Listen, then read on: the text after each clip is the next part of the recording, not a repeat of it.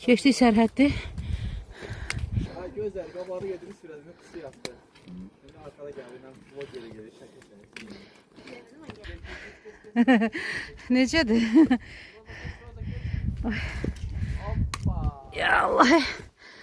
Ha Məryəm, nə yaxşı oturmuşsunuz. Nə yaxşı yaraşırsınız bir-birinizə. Buradan. Hoppa. Geldik, çıxdıq daşlığa. Dən çəkim. Dən çəkim sizə. Belə bir mənzərə. Belə bir mənzərələ rastlaşdıq.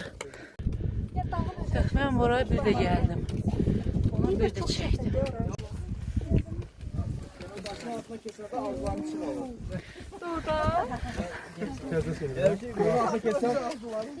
Elə bir burada 5 parmaqdır da burada.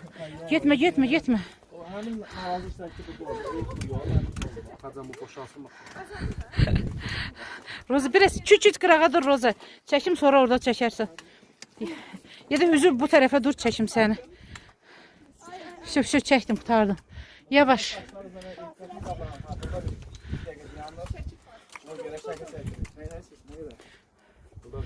Az olur. Oy. O qızdan qorxuram. O qız elə pis yerlərdə oturur ki. Gözü telefonu ver. Daha çok ha? 150 metre var. Bunu aldılar mı getirir mi? Nermin düz. Kalkmak isteseniz düzdür. Elə ki belə yedirik.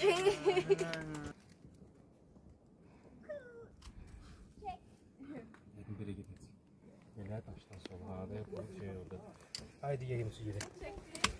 İstirahat edersen. İstirahat edersen ki otur burada. Bravo.